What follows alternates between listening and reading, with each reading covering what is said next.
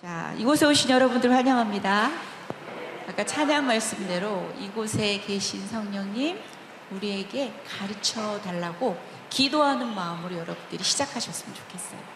닫힌 여러분들의 마음이 열리고 어두운 눈이 열리고 귀가 열리고 마음이 열려서 주의 말씀으로 우리가 오늘 더 가까이 주님을 느끼는 그런 밤이 되었으면 좋겠습니다. 자, 수업 들어가겠습니다. 자, 우리 지난번 나왔던 말씀인데 저는 수업 시작하기 전에 복습을 좀 합니다. 자, 지난번에 했던 우리 말씀인데 한번 제가 선포하자 입술로라고 말씀을 했습니다. 그래서 첫 번째 보면 어려서부터 이게 바로 디모데 후서에 나오는 말씀이에요. 성경을 알았나니 성경은 능히 너로 하여금 그리스도 예수 안에 있는 믿음으로 말미암아 구원에 이르는 지혜가 있게 하느니라. 16, 17절은 여러분들이 같이 외울 겁니다. 자, 머릿속에 있습니까? 모든 성경은 기억납니까? 같이 한번 외워보도록 하겠습니다. 시작! 모든 성경은 하나님의 감동으로 된 것으로 교훈과 책망과 바르게 함과 의로 교육하기에 유익하니 이는 하나님의 사람으로 온전하게 하며 모든 선을 행할 능력을 갖추게 하려 함이라. 모든 선한 일을 행할 능력을 갖추게 하려 함이라. 17절은 잘 외워지지가 않는데 요거까지 외우세요. 모두 다 16절에서 그치는데 요거까지. 말씀이 여러분들을 온전하게 합니다. 맞죠? 선포하는 겁니다. 말씀이 나를 온전하게 합니다. 말씀이 나를 선한 일을 행할 능력을 갖추게 합니다. 아멘. 자, 모든 성경은 시작! 모든 성경은 하나님의 감동으로 된 것으로 교훈과 책망과 바르게 함과 의로 교육하게 유익하니 이는 하나님의 사람으로 온전하게 하며 모든 선한 일을 행할 능력을 갖추게 하려 함이라.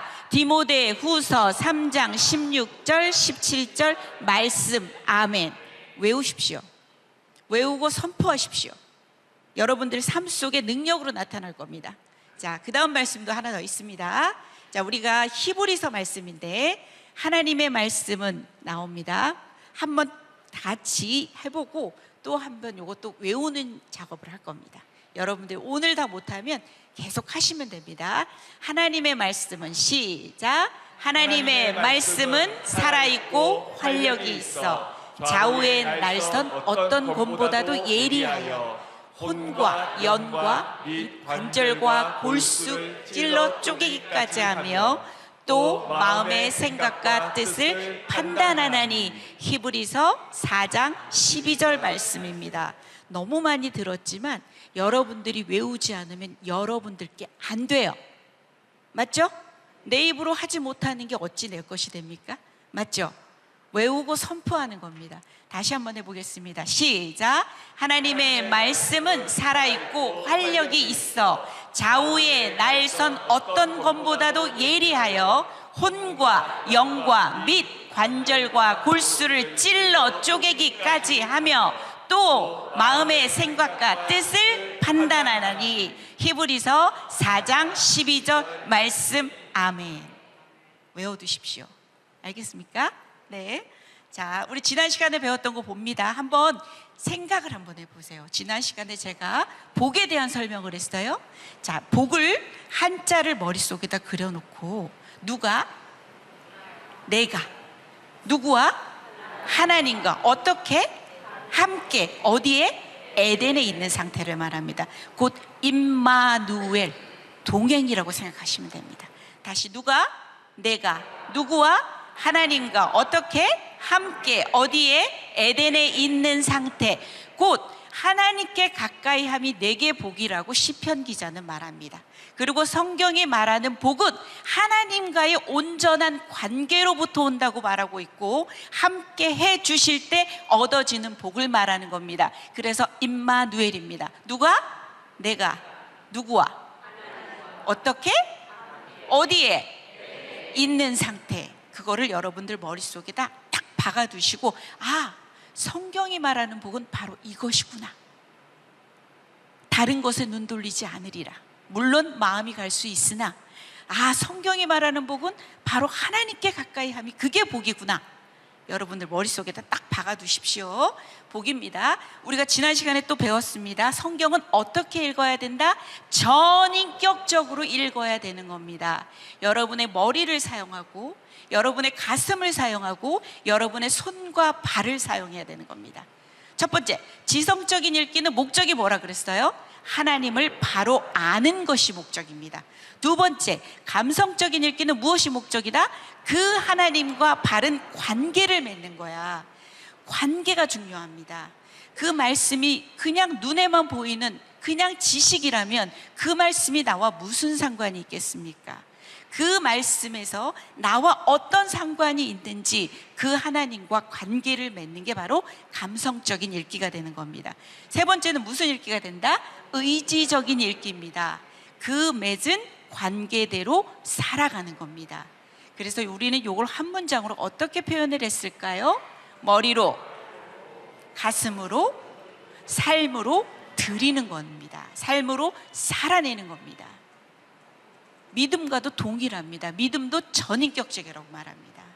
여러분들 성경 읽기가 그저 눈으로 읽고 그냥 거기서 그치는 게 아니라 가슴으로 여겨 그 하나님과 관계를 맺고 내 삶에 나아가 적용하며 순종하며 지켜 행하고 살 때 여러분의 삶 속에 하나님의 나라를 살아갈 수 있는 겁니다.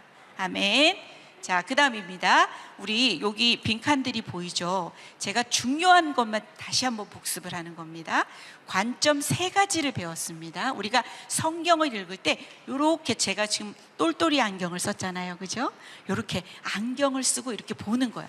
관점들을 보는 거야. 아, 성경이 도대체 어떤 관점들이 있을까라고 보는 겁니다. 첫 번째, 관점 1은 4개의 칸이 보이네요. 이거 뭘까요? 누구를 구원할까요? 인간 구원입니다. 자, 그래서 무엇의 회복이 될까요? 에덴의 회복입니다. 종말론적 5개 뭐가 될까요? 구속의 역사. 자, 말을 연결해 보겠습니다. 시작. 성경은 인간 구원과 에덴의 회복에 이르는 종말론적 구속의 역사다. 자, 다시 한번요. 성경은 시작. 성경은 인간 구원과 에덴의 회복에 이르는 종말론적 구속의 역사를 기록하고 있다. 이건 앞에 것과 연관을 지으면 지성적인 읽기, 하나님을 바로 아는 것과 같이 연결이 됩니다. 두 번째로 갑니다. 관점 2번은 5칸이 보입니다. 무엇을 나타낼까요? 하나님 나라입니다. 하나님 나라이고 또 이 말은 다시 뭐라고 말합니까? 하나님 통치의 회복이다. 자, 계속하면서 여러분들이 입으로도 중얼중얼 거리시고 머리도 작동을 시키시고 그래서 제 것으로 만들어 버리시는 겁니다. 자기의 것으로 만들어 버리는 거예요. 관점 3입니다. 이 하나님 나라를 이루기 위해서는 어떤 삶이 요구가 됩니까? 구별된 삶이 요구가 됩니다. 이 하나님 나라를 이루기 위해서 어떻게 해야 된다? 섞이면 안 됩니다. 오히려 어떻게 해야 될까요? 정복해야 됩니다. 요거는 어떤 주의적 삶이라고 얘기할까요? 변혁주의적 삶이라고 얘기합니다. 요 3가지 한번 관점 1번부터 3번까지 다시 한번 같이 한번 다시 되뇌어 보겠습니다. 관점 1번. 성경은 뭐죠? 인간 구원과 에덴의 회복에 이르는 종말론적 구속의 역사를 기록하고 있다. 2번입니다. 어떤 나라? 하나님 나라, 하나님 통치의 회복이다. 관점 3번으로 갑니다. 구별된 삶이고 이 나라를 이루기 위하여 섞이면 안 되는 삶이고 오히려 정복해야 하고 변혁주의적인 삶이다. 요 관점 3가지를 머릿속에 잘 넣어 두십시오. 요것들을 생각해 보면 여기에 거의 다 모든 내용들이 들어갑니다. 그래서 중심적인 문장들은 여러분들이 외워두시는 게 좋습니다. 그래서 여러분들 거로 만드십시오. 그죠? 자, 그 다음 나옵니다. 바른 메시지를 찾기 위한 3가지 개념에 대해서 공부를 했습니다. 자, 첫 번째가 뭐였죠? 신입니다. 신의는 뭐다? 하나님이 이루시는 겁니다. 하나님의 방법입니다. 성경은 하나님의 방법을 말하는 책입니다. 두 번째는요? 인간이 주도가 돼서 하는 겁니다.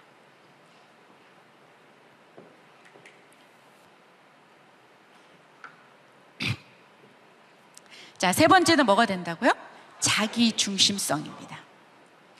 자, 이렇게 순종은 뭐가 될까요? 자기 중심성을 내려놓는 겁니다. 순종은 바로 자기 중심성을 내려놓는 겁니다. 요 신이와 인이 사이에 항상 이 자기 중심성이 문제가 됩니다. 우리는 요것을 내려놓는 것을 순종이라고 합니다. 순종해야 여러분 그곳에 하나님 나라가 회복되어지는 겁니다. 맞죠? 우리가 계속 그 작업을 하는 겁니다. 우리가 매일의 삶 가운데 그 작업을 하는 거예요. 순종하는 거, 정말 이해되지 않고 어렵지만 삶에 순종하는 겁니다. 자, 우리가 그래서 이렇게 바른 메시지를 찾기 위한 세 가지 개념까지 이렇게 배웠습니다. 제가 아주 중요한 것만 뽑아서 복습을 한 겁니다. 여러분들이 머릿속에다 딱 기억을 합니다. 우리 성경을 이제 전통적인 분류들을 여러분들이 성경책에 있지만 우리가 배우는 통큰 통독은 이렇게 구속사의 흐름으로 다시 이렇게 배치를 하는 겁니다. 그래서 첫 번째 나오는 게 무슨 시대로 들어갈 것 같아요? 창조 시대입니다. 두 번째는 뭐가 된다? 족장 시대. 자, 이런 그림들을 수업 때마다 보게 되실 겁니다. 여러분들이 요한계시록까지 가게 되면 창세기부터 계시록까지 요 도표를 여러분들이 다 그리실 수 있습니다. 요것을 완성하면 아, 성경이 바로 이런 이야기구나 라고 할 수가 있어요. 처음부터 외워지진 않아요. 계속 보다 보면 여러분 자연스럽게 automatically 외워집니다. 창조 시대, 그 다음 뭐다? 족장 시대. 오늘 여기에 해당하는 성경책은 뭐가 된다? 창세기가 된다. 창세기 1에서 11장까지는 무슨 시대를 나타낸다? 창조 시대. 12장에서 50장까지는 무엇을 나타낸다? 족장 시대. 자, 밑에 있는 원역사가 보입니다. 요게 네 가지 사건이 있습니다. 우리가 요것을 한번 보고 넘어가는데 요것도 여러분들이 외워두어야 합니다. 가장 기본이 되는 것만 외울 겁니다. 모든 것을 외우라 그러지 않습니다. 왜냐하면 혼동이 되기 때문입니다. 1번 뭐가 나올까요? 창조 나옵니다. 2번 3번 4번 그렇죠. 창타 홍바. 외우기 좋죠? 창타 홍바. 입에 딱딱 붙지 않아요? 창타 홍바. 저는 다 외울 수 있지만 그래도 처음이신 분들이랑 또 이렇게 말도 입에 착착 붙게 하면 홍바 생각 안 나요? 홍바. 좋아요. 창타 홍바. 이렇게 네 개 다 외울 겁니다. 족장 시대로 넘어가면 4대 주요 인물에 대해서 소개가 됩니다. 첫 번째 누굴까요? 아브라함. 그 아들이 누굴까요? 이삭. 자, 이삭의 아들이 누굴까요? 야곱. 12지파의 아버지가 됩니다. 그죠? 그 다음에 나오는 사람이 누구다? 요셉. 이렇게 진행이 될 겁니다. 그래서 오늘은 창세기를 전부 다 살펴보는데 요게 한 장의 중심이라고 여러분들이 생각하면 돼요. 내가 오늘 다 까먹어도 저거를 기억하겠다라고 생각하고 있으면 돼요. 자, 계속 나올 거니까 넘어가겠습니다. 자, 첫 번째 무슨 시대라고요? 창조 시대입니다. 자, 넘어갑니다. 창세기의 배경을 한번 살펴보겠습니다. 저자는 모세오경 중에 첫 번째 책입니다. 창세기가, 그죠? 저자는 모세와 하나님이 아마 공동 저자입니다. 두 번째, 독자는 출애굽한 이스라엘 백성이 독자가 되는 겁니다. 자, 여러분들이 창세기를 보면 아브라함이 나오는데 출애굽을 주도하는 지도자가 누가 됩니까? 모세죠. 모세는 아브라함 저 뒤에 인물입니다. 그죠? 근데 모세가 이 창세기를 썼단 말이에요. 독자는 바로 뭐 누구냐면 출애굽한 이스라엘 백성이고요. 기록 장소는 시내산으로 추정이 됩니다. 저자의 의도가 있습니다. 그럼 이 사람들이 출애굽하기 전에 이 이스라엘 백성들은 어디에 있었을까요? 애굽에 있었잖아. 출애굽이잖아. 애굽에 있었단 말이야. 애굽에서 430년간 종살이를 했단 말이야. 노예로서 살았단 말이에요. 그죠? 그들의 세속적인 가치관과 세계관은 모두 애굽의 것입니다.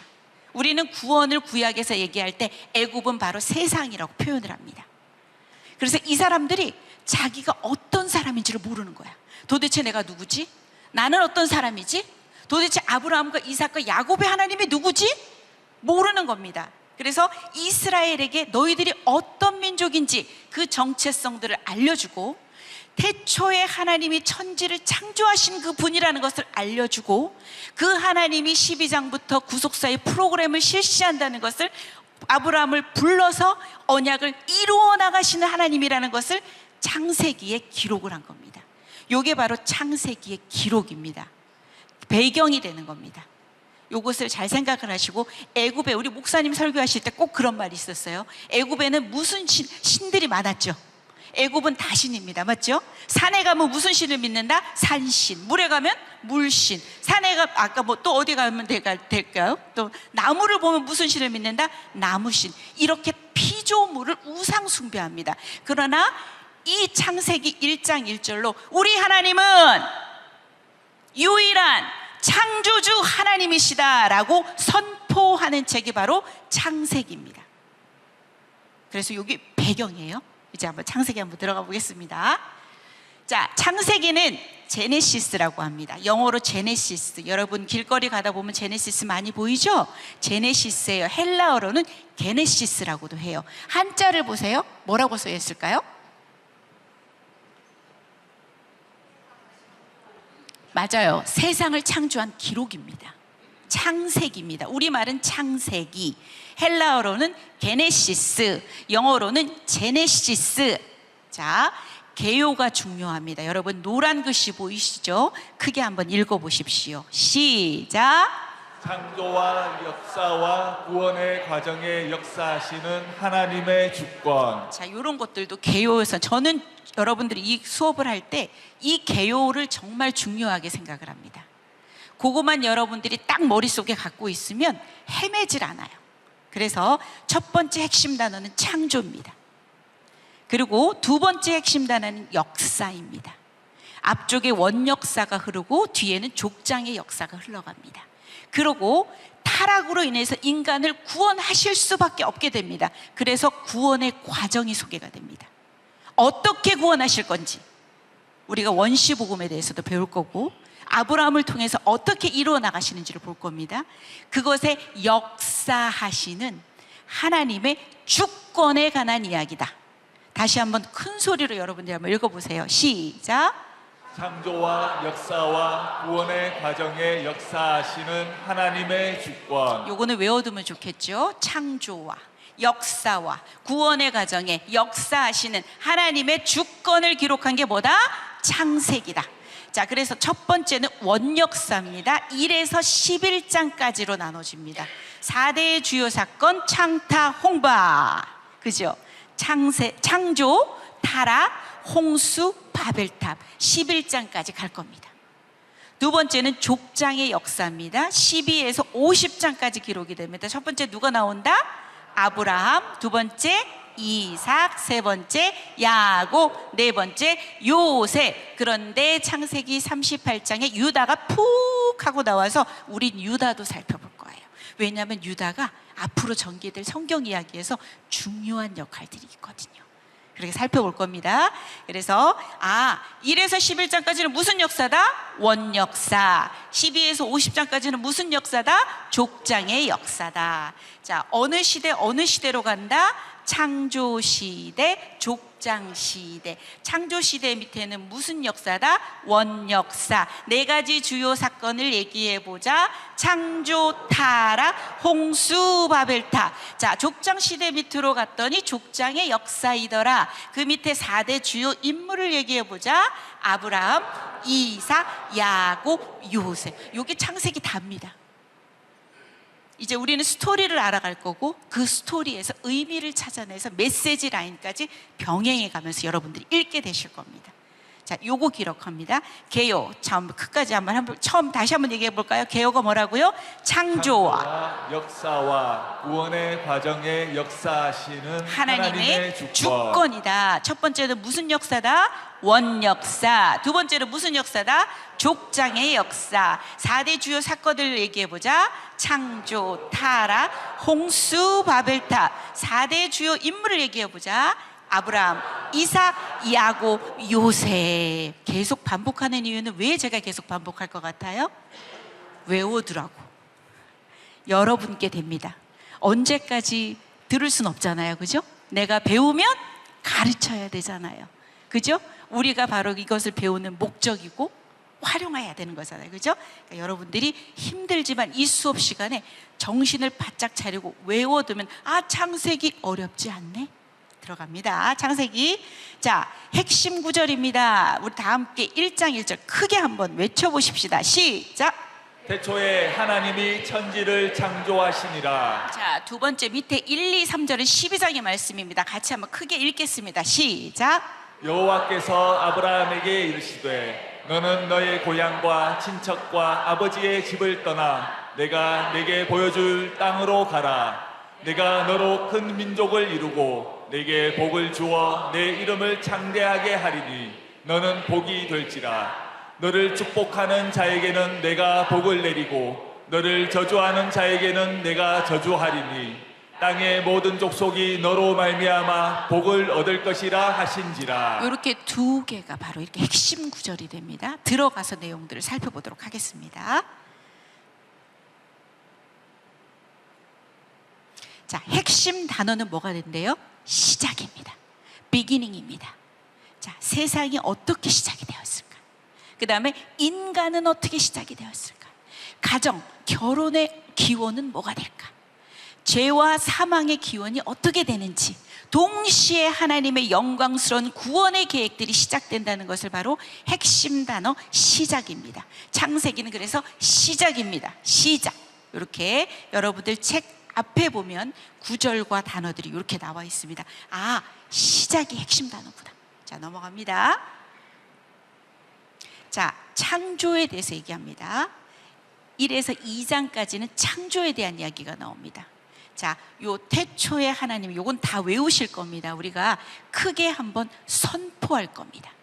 3번만 한번 선포해 볼까요? 시작. 태초에 하나님이 천지를 창조하시니라. 2번, 태초에 하나님이 천지를 창조하시니라. 3번, 태초에 하나님이 천지를 창조하시니라. 자, 요거 창세기는요, 요 구절은요, 창세기는 설명하는 책이 아닙니다. 뭘까요? 선포하는 책입니다. 1189장 가운데 창조의 이야기는 단 2장에 밖에 없습니다. 인간 창조까지 더 얘기를 2장에서 했다면 거의 세상의 창조는 1장밖에 해당되지 않습니다. 이것은 역사 자료도 아니고 과학 자료도 아닙니다. 이거는 창조가 맞다, 진화가 아니다라고 설명하기 위해서 반증 드는 책도 아니라는 겁니다. 이건 뭐냐? 태초에 하나님이 천지를 창조하셨다라고 선포하는 책이라는 겁니다. 그래서 하나님은 온 우주의 주권자라는 것을 선포하는 겁니다. 내 인생의 주인이 바로 하나님이시고 우리 모두의 하나님이 되고 싶어 하신다는 것을 성경에서는 시종일관 얘기를 하고 있는 겁니다. 그 이야기가 요한계시록 끝까지 가는 겁니다. 자, 이것은 성경의 시작이고요, 신앙의 기초고요, 기독교 세계관의 시작이 되는 말입니다. 다시 한번 크게 외쳐보겠습니다. 시작. 태초에 하나님이 천지를 창조하시니라. 자, 이 말씀부터 부대끼는 사람이 있습니다. 왜냐? 영이 죽었습니다. 하나님을 찾고 싶지 않습니다. 왜냐? 여기부터 영적인 싸움이 일어나기 때문에 성경을 보려고 하지 않습니다. 그렇죠? 맞죠? 물론 여기 있는 사람들은 아니겠지만 우리 믿지 않는 사람들, 또 아닌 사람들도 있을 거예요. 그렇죠? 여기부터 시작됩니다. 이거부터 인정하면 여러분 다 끝나는 겁니다. 맞죠? 온 우주의 창조주가 하나님이신데 도대체 뭐가 문제가 됩니까? 맞죠? 온 우주 만물의 주권자가 하나님이신데 그분이 내 인생의 주인이신데 뭐가 문제가 됩니까? 다시 한번 크게 외쳐보겠습니다. 시작. 태초에 하나님이 천지를 창조하시니라. 창세기에서 이것만 여러분들이 기억을 하고 이것대로 살아간다고 한다면 이게 바로 성경의 핵심이 되는 겁니다. 그분이 창조하신 세계 어떻게든 그분이 끌고 나가실 거고, 그분이 우리 타락했다면 회복하실 거고, 맞죠? 우리 인생의 주인 되시는 그분을 우리가 믿고 나가는 거, 그게 바로 제일 중요한 태초에 하나님이 천지를 창조하시니라. 짧은 글이지만, 짧은 문장이지만 여러분들 인생 가운데 가장 어떻게 보면 핵심이 될 수 있는 말입니다. 주인으로 섬겨가는 거, 맞죠? 자, 이게 바로 1장 1절입니다. 자, 나머지 창조에 관한 부분들은 여러분들이 너무나 많이 아시니까 그냥 넘어가겠습니다. 두 번째, 하나님의 형상입니다. 26, 27, 28 같이 한번 크게 읽어주세요. 시작. 하나님이 이르시되 우리의 형상을 따라 우리의 모양대로 우리가 사람을 만들고 그들로 바다의 물고기와 하늘의 새와 가축과 온 땅과 땅에 기는 모든 것을 다스리게 하자 하시고, 하나님이 자기 형상 곧 하나님의 형상대로 사람을 창조하시되 남자와 여자를 창조하시고, 하나님이 그들에게 복을 주시며 하나님이 그들에게 이르시되 생육하고 번성하여 땅에 충만하라. 땅을 정복하라. 바다의 물고기와 하늘의 새와 땅에 움직이는 모든 생물을 다스리라 하시니라. 우리 인간만 하나님의 형상을 따라 하나님의 모양대로 지어진 것을 믿습니까? 이렇게 된 피조물이 없습니다. 그리고 이렇게 삼위 하나님께서 우리 이렇게 만들자라고 회의하신 장면도 인간 창조밖에 없습니다. 여러분들은 하나님의 형상을 따라 창조받은 유일한 피조물이 맞습니다. 맞지요? 여러분들은 그래서 정말 소중한 존재들이십니다. 맞지요? 자, 그리고 여기 말씀에서 나타나는 게 뭐냐면, 하나님을 대신하여 피조물을 다스리는 대리 통치자로 우리를 만드셨습니다. 하나님께서 하나님 것을 우리가 위임을 받아서 대리하는 대리 통치자입니다. 통치를 우리에게 맡기신 거야. 그리고 우리가 땅을 다스리는 거야. 하나님을 예배하는 제사장으로 부르셨습니다. 뭐냐? 소요리문답 1문에 보면요, 사람의 제일 되는 목적이 뭐라고 기록됩니까?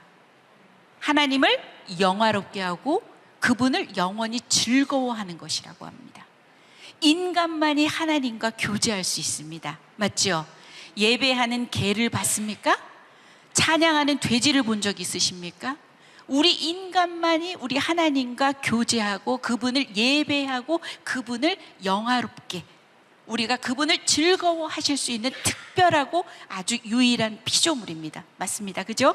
그러면서 또 하나님의 마음을 너희 선에서만 끝내지 말고 이스라엘에게도 부탁한 것처럼 너희들이 제사장 나라의 역할로서 등을 돌린 믿지 않는 사람들을 등을 돌리게 해서 하나님께로 오게 하는 선지자의 역할, 어떻게 보면 나중에 신약의 그리스도의 삼중 직분과도 거의 같지요. 왕이고 제사장이고 선지자라는 겁니다.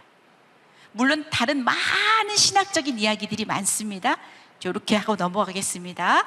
자, 우리가 바로 땅을 다스리는 겁니다. 우리는 바로 대리 통치자라는 겁니다. 힘과 폭력과 경쟁과 이런 것으로 다스리는 게 아니라 사랑과 나눔과 섬김으로 세상을 다스리는 겁니다. 그곳에 하나님의 나라가 온다고, 하나님의 나라가 임한다고 우리 통큰책에서는 계속 얘기를 합니다. 인간 창조가 어떻게 되는지 봅시다. 흙으로 사람을 지으사 그 코에 생기를 불어넣으신 주 하나님. 자, 보세요. 인간은 뭐와 뭐로 지어졌습니까? 흙과 뭐죠? 하나님의 생기로 들어갑니다.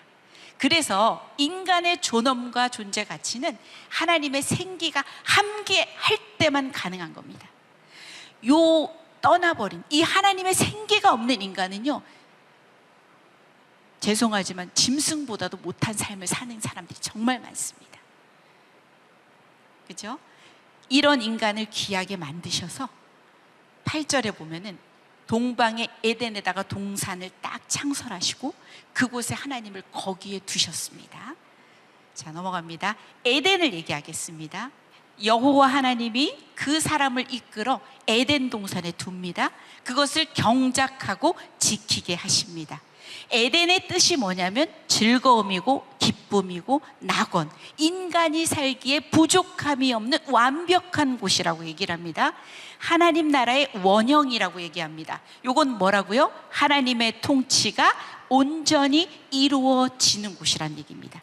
그래서 우리가 첫 번째 관점이 뭐예요? 인간 구원과 무슨 회복? 에덴의 회복에 이르는 무슨 역사? 종말론적 구속의 역사입니다. 하나님 나라의 원형입니다. 에덴은요, 그곳은 바로 하나님의 통치가 온전하게 이루어지는 곳입니다. 첫 번째, 위임받은 다스림으로 피조물의 왕노릇을 합니다. 그 다음에 하나님과 그곳에서는 거리낌 없는 교제를 나눕니다. 세 번째, 하늘과 땅의 경계가 없었던 곳입니다. 이런 에덴이, 그죠, 타락이 들어갑니다. 두 번째, 창타 홍바. 두 번째 뭐라고요? 타락으로 들어갑니다. 여호와 하나님이 그 사람에게 명하여 이르시되 동산 각종 나무의 모든 열매를 먹어도 된다, 안 된다? 된다. 그런데 한 가지만, 선악을 알게 하는 나무의 열매만은 너가 먹지 말아라. 먹는 날에는 어떻게 된다? 반드시 죽으리라. 이렇게 나옵니다. 그럼에도 불구하고 자, 뱀이 와서 유혹을 합니다. 3장에 보면 1절부터 유혹이 들어갑니다. 하나님이 참으로 너희에게 동산 모든 나무의 열매를 먹지 말라 하시더냐? 하나님을 아주 인색하고 하나님을 아주 선하지 않은 분으로 표현을 합니다. 그랬더니 여자가 동산나무의 열매를 우리가 먹을 수는 있으나 동산 중앙에 있는 나무의 열매는 하나님의 말씀에 너희가 먹지도 말고 만지지도 말고 너희가 말라 너희가 죽을까 하노라. 하나님은 분명히 뭐라고 말씀하셨는데 반드시 죽으리라. 근데 이 여자는 뭐라고 말합니까? 너희가 죽을까 하노라. 이렇게 얘기를 하는 겁니다. 말씀에 왜곡이 들어갑니다. 뱀이 말합니다. 너희가 결코 죽지 않을 거야. 그것을 먹는 날에 너희 눈이 밝아져서 하나님같이 될 것이고 선악을 알 줄 하나님이 아실 거야. 자, 이렇게 타락은요, 사탄의 유혹과 인간의 자기중심성의 합작품입니다. 자기중심성이 발동을 하게 되죠. 하와가 진짜 그런가? 진짜 그런가? 보니까 어떻게 해요? 먹음직스러워. 또 보니까 어때요? 보암직해. 또 보니까 어때요? 지혜롭게 할 만큼 탐스럽게까지 하네. 요한일서에서는 이걸 어떻게 말한다? 육신의 정욕, 안목의 정욕, 이생의 자랑. 믿음의 약화가 오니까 이 행동으로 결과가 나타나는 겁니다. 그래서 하지 말아야 할 하나님께 불순종을 하게 됩니다. 타락은 뭐라고요? 사탄의 유혹과 인간 중심성, 인간의 자기 중심성이 뭐다? 합작품이 타락이다. 타락의 결과는 진짜 무시무시합니다. 로마서 6장 23절에 보면 죄의 삭은 뭐가 된다? 사망입니다. 모두 죽습니다. 여기서 나는 안 죽습니다. 손 들어 보십시오. 다 죽습니다. 죄의 삭은 사망입니다. 죽음의 진행을 우리 페이지에서, 우리 책에서는 이렇게 기록을 합니다. 첫 번째, 그러면 바로 죽는다고 했으면 그 사람들이 진짜 죽었을까요? 아담은 몇 살까지 살았을까요? 900살이 넘게까지 살았습니다. 바로 죽는 것을 얘기하는 게 아닙니다. 육체의 죽음을 얘기하는 것이 아니라 첫 번째, 무슨 죽음이다?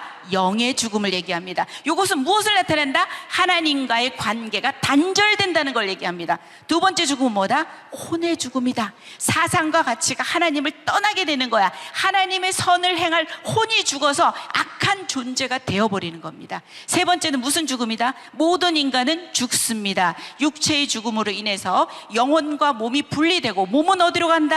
흙으로 가고, 우리의 영은 어디로 간다? 위로 올라갑니다. 자, 네 번째는요, 영원한 죽음이 있습니다. 한 번 죽음으로 끝나면 그냥 내 멋대로 살다가 인생 끝내도 될 것 같은데 뭐래요? 히브리서 9장 27절 같이 한번 크게 외쳐보십시오. 시작. 한 번 죽는 것은 사람에게 정해진 것이요 그 후에는 심판이 있으리니. 영원한 죽음입니다. 둘째 사망입니다. 우리에게는 영생이지만 믿지 않는 자들에겐 영벌입니다. 이렇게 타락의 결과, 죽음의 진행이 이렇게 된다고 우리 책에서는 이렇게 기록을 합니다.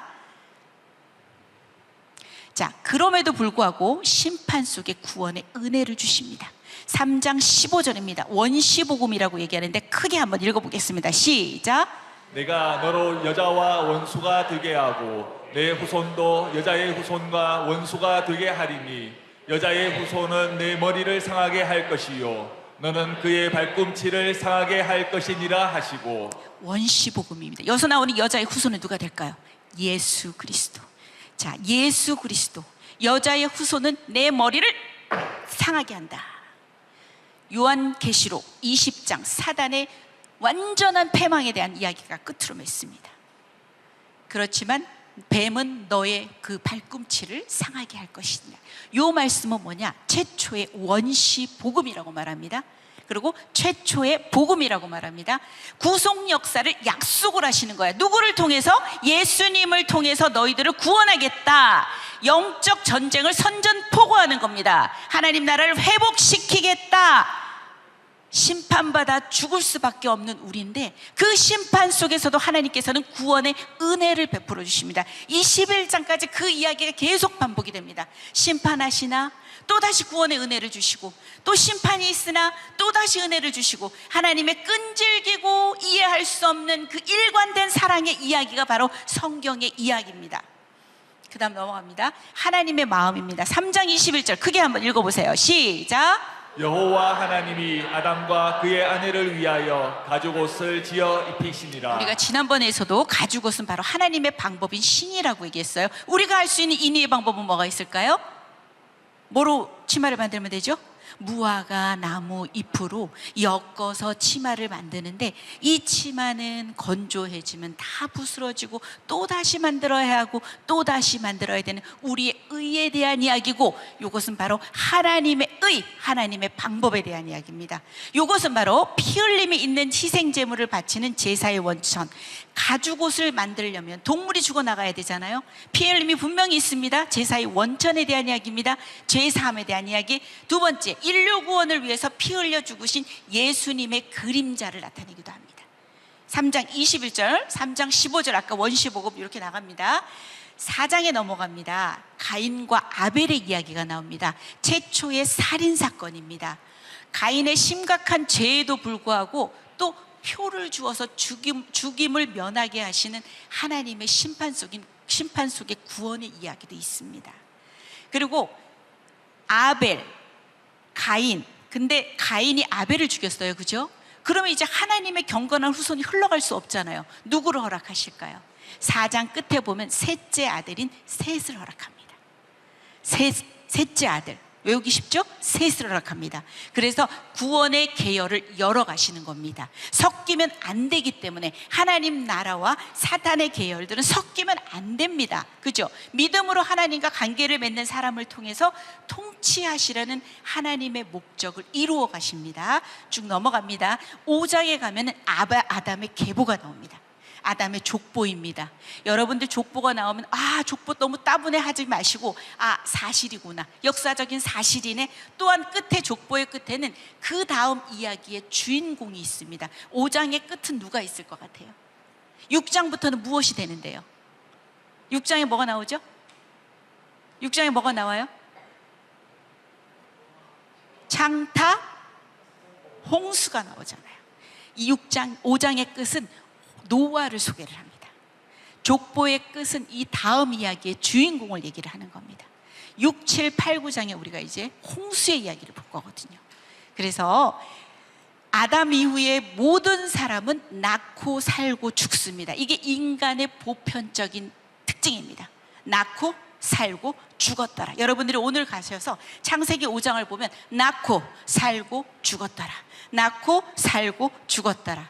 셋의 계열을 통해서 노아가 나옵니다. 왜냐? 이 심판 속에서도 하나님은 구원하시는 은혜가 있었으니 노아를 사용하십니다. 족보의 끝은 다음 이야기의 주인공입니다. 마태복음 1장의 족보에서도 족보의 끝에 누가 나올 것 같아요? 예수님. 그 다음 이야기가 뭘로 이어져요? 예수님. 이렇게 이어집니다. 자, 그런데 이 성경 5장에서는요, 에녹을 소개합니다. 하나님과 동행했다는 얘기가 나옵니다. 그를 데려가심으로 세상에 있지 아니하였더라. 성경에서 중요한 건, 앞으로 성경의 중요한 이야기는 뭐냐면, 가인의 그 화려한 문화도 아니고요, 세상의 문화가 아니라 하나님과 동행하는 것이 중요하다는 것을 얘기합니다. 앞으로 계속 그 이야기가 나올 겁니다. 우리가 말했던 성경의 복과 똑같은 이야기입니다. 자, 홍수가 나옵니다. 노아 시대의 상황을 한번 5절을 한번 크게 읽어주세요. 시작. 여호와께서 사람의 죄악이 세상에 가득함과 그의 마음으로 생각하는 모든 계획이 항상 악할 뿐임을 보시고. 6절. 땅 위에 사람 지으셨음을 한탄하사 마음에 근심하시고 7절 이르시되 내가 창조한 사람을 내가 지면에서 쓸어버리되 사람으로부터 가축과 기는 것과 공중의 새까지 그리하리니 이는 내가 그것들을 지었음을 한탄함이니라 요거 하시니라. 여러분 성경 구절에 나옵니다. 이렇게 그때 시대의 상황이 이랬다는 겁니다. 자, 심판 속에 또 구원의 은혜가 있었으니 그러나 누구는? 노아는 누구에게? 여호와께 은혜를 입었습니다. 그래서 구절에 보니까 노아가 뭐라고 나옵니까?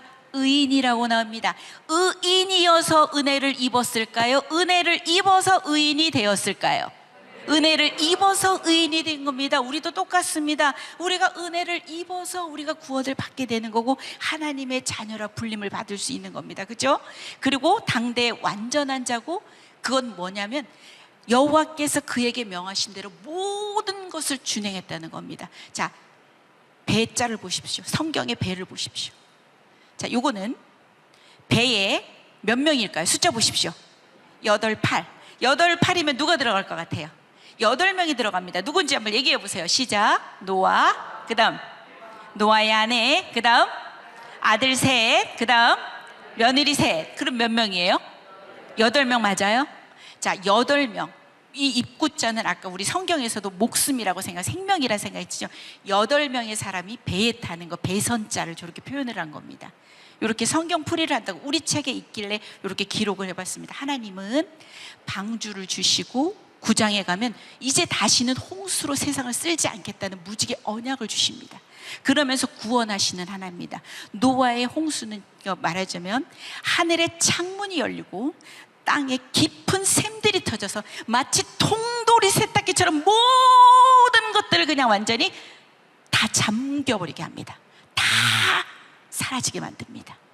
그렇지만 그 속에서도 구원의 은혜가 있었으니 누구를 살리셨습니까? 노아를 살리셔서 흘러가게 하는 겁니다. 자, 아담이 있었습니다. 아담의 셋째 아들 누가 흘러갑니까? 셋이 흘러갑니다. 셋의 족보의 끝에 누가 나왔습니까? 노아가 나왔습니다. 이렇게 하나님은 심판 속에서도 구원의 은혜를 자꾸 이끌어 가신다는 거. 자, 그 다음 바벨탑의 이야기입니다. 자, 심판이 있었습니다. 죄에 대해서 하나님은 분명하게 심판하십니다. 그런데 이 인간들은 바뀌었을까요? 안 바뀌었을까요? 바뀌지 않아요. 노답입니다. 제가 늘 말하지만, 제가 강의 때 말하지만 노답입니다. 노답입니다. 4절 한번 크게 읽어보십시오. 시작. 또 말하되 자 성읍과 탑을 건설하여 그 탑 꼭대기를 하늘에 닿게 하여 우리 이름을 내고 온 지면에 흩어짐을 면하자 하였더니 보십시오. 하늘에 끝까지 닿게 합니다. 인간 교만의 극치입니다. 자기 이름 내고 싶어 합니다. 그리고 하나님은 9장 1절에서 창세기 9장 1절에 심판, 홍수 심판 후에 생육, 번성, 충만하려면 땅에 흩어져야 합니까? 똘똘 뭉쳐 살아야 합니까? 흩어져야 되죠. 이거는요, 땅에 충만하라는 흩어지기를 거부한 사건입니다. 창세기 1장에서도 나왔죠. 생육하고 번성하고 충만하라고 나왔죠. 심판 후에도 9장 1절에서도 생육, 번성, 충만을 했지만 흩어지기를 거부한 사건이고요. 언어가 하나였습니다. 그러니까 탑을 쌓겠죠. 거기 톱 좀 줘봐. 그럼 얘가 막 망치를 주는 거예요. 언어를 막 혼잡하게 만들어서 더 이상 탑이 올라갈 수 없게 만드는 거죠. 언어를 혼잡하게 한다. 혼잡이라는 뜻이 바로 바벨이라는 뜻입니다. 그리고 인간을 집안에다 싹 흩으십니다. 여러분들 보시는 것처럼 진짜 노답입니다. 창세기 11장으로 넘어갑니다. 그런데 그 족심판 속에 또 구원이 있으니 족보가 흘러가게 하십니다. 소망 없는 자기 중심성의 반역의 역사가 1에서 11장까지 역사입니다. 답이 없습니다. 노답입니다. 하지만 하나님께서는 셈의 족보를 통해서, 셈이 누굴까요? 노아의 아들입니다. 노아의 세 아들 한번 얘기해 볼까요? 셈과 함과 야벳입니다. 셈의 족보를 통해서 경건한 하나님의 백성을 보존을 하십니다. 그 족보의 끝에 나오는 인물이 누구겠습니까? 아브라함입니다. 그를 부르시는 과정을 보여줍니다. 자, 맨 마지막에 있는 거 한번 읽어볼래요? 시작. 하나님의 이해할 수 없는 끈질기고 일관된 사랑. 하나님이 부족하셔서 우리 만들었겠습니까? 하나님은 완벽하신 분입니다. 영원히 행복하신 분입니다. 그분이 부족해서 우리 일 시키려고 만든 거 아닙니다. 1에서 11장까지 역사를 보면 끊임없는 자기 중심성이 반역의 역사를 만들어내는 것을 볼 수 있습니다. 그럼에도 불구하고 그때마다 무엇을 주십니까? 심판 속에서 구원의 은혜들을 보게 하십니다. 그러면 11장에서 이 역사가 끝나느냐? 끝나지 않습니다. 이 바로 12장부터 50장까지의 누구의 역사가 나올까요? 족장의 역사가 나옵니다. 그래서 1에서 11장까지는 우린 이걸 무슨 역사라고 한다? 원역사다. 4가지 주요 사건을 얘기해보자. 창조, 타락, 홍수, 바벨탑이다. 그런데 보니까 인간의 자기중심성의 반역의 역사더라. 심판을 해도 변화가 없더라. 이 애들 노답이더라. 그래서 12장부터는 이야기가 바뀌게 됩니다. 누구로 바뀌게 될 것 같아요? 족보의 끝은 그 다음 이야기의 주인공입니다. 11장 족보의 끝이 누구였습니까? 아브라함. 12장의 족보가 아브라함으로 이제 시작이 됩니다. 뭐냐? 흘러가는 세계사 속에 하나님의 모델 국가 이스라엘을 만드셔서 구속사의 구체적인 프로그램을 실시하시겠다는 겁니다. 다시요. 이 흘러가는 세계사 속에 하나님 나라의 모델 국가 이스라엘을 만드시겠다는 거야. 그래서 그 처음 사람을 누구를 부르신다? 아브라함을 부르시는 겁니다. 인간 중심의 반역의 역사가 11장까지라면 12장부터는 하나님께서 찾아오셔서 일방적인 약속을 하시고 너희를 통해서 하나님 나라의 모델 국가 이스라엘을 만들 거야 라고 그때부터 시작이 되는 겁니다. 그래서 12장부터는 이야기가 달라집니다. 자, 12장의 첫 번째 족장의 역사에 처음 되는 인물이 누구라고요? 아브라함입니다. 자, 아브라함을 부르십니다. 자, 찾아오십니다.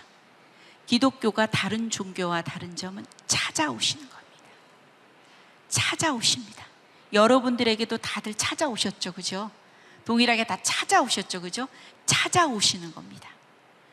아까도 말했지만 은혜를 입었기 때문에 우리가 의인이 되는 거지, 우리가 선하고 우리가 잘나서 우리를 찾아오시는 게 아닙니다.